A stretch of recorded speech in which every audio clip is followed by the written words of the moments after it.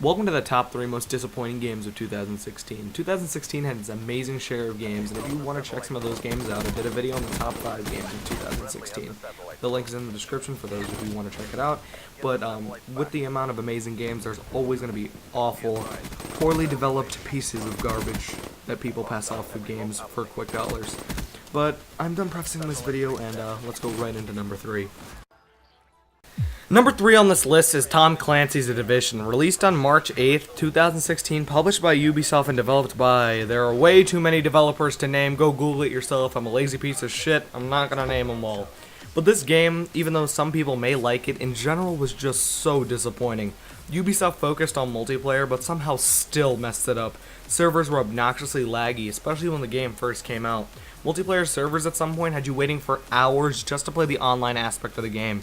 And I'll leave you with this. They added microtransactions just like Destiny to make your character look cool, I guess. I was never a big fan of microtransactions in games because I just find them like, we were too lazy to implement the entire, well, different. Call of Duty does it a little bit differently because they release maps, but like, these games, like some of them, they're like, oh yeah, we're just gonna release these and you're gonna have to pay for it because we're too lazy to put it all in the full game when the game first releases.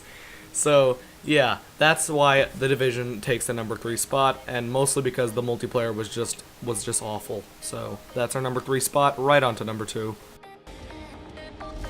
Street Fighter V takes the number 2 spot. Where do we even start with this one? Street Fighter V was designed by some Japanese name that I'm gonna absolutely butcher, so don't make fun of me. It's like Yoshinori Ono, and developed by Capcom and DIMPS. I will start with some positives. Street Fighter V is graphically enhanced compared to the previous entries of the series, but that's all I have positivity-wise. But here comes the bad, and trust me, there is a lot of bad. When the game launched, it didn't have a story mode. Who at Capcom thought it would be a good idea to not have a single-player story mode? I just don't get it.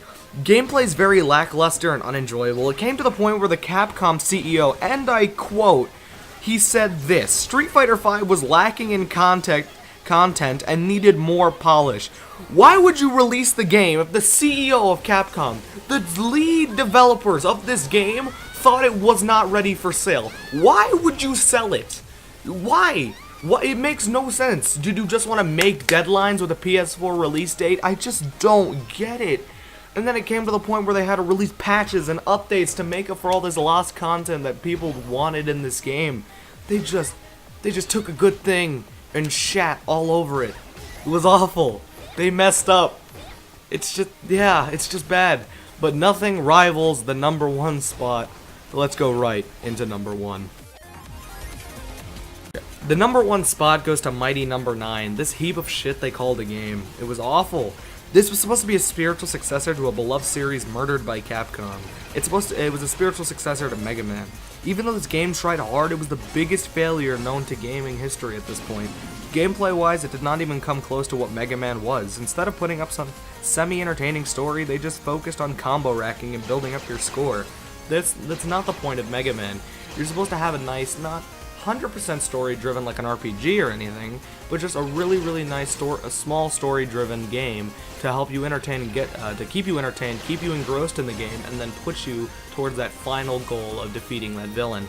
This game, it just didn't do that. It was awful. The gameplay was not fun. It just seemed so boring. The graphics wise, it looked like a PS2 game, and this came out for PS4. It looked like a PS2 game.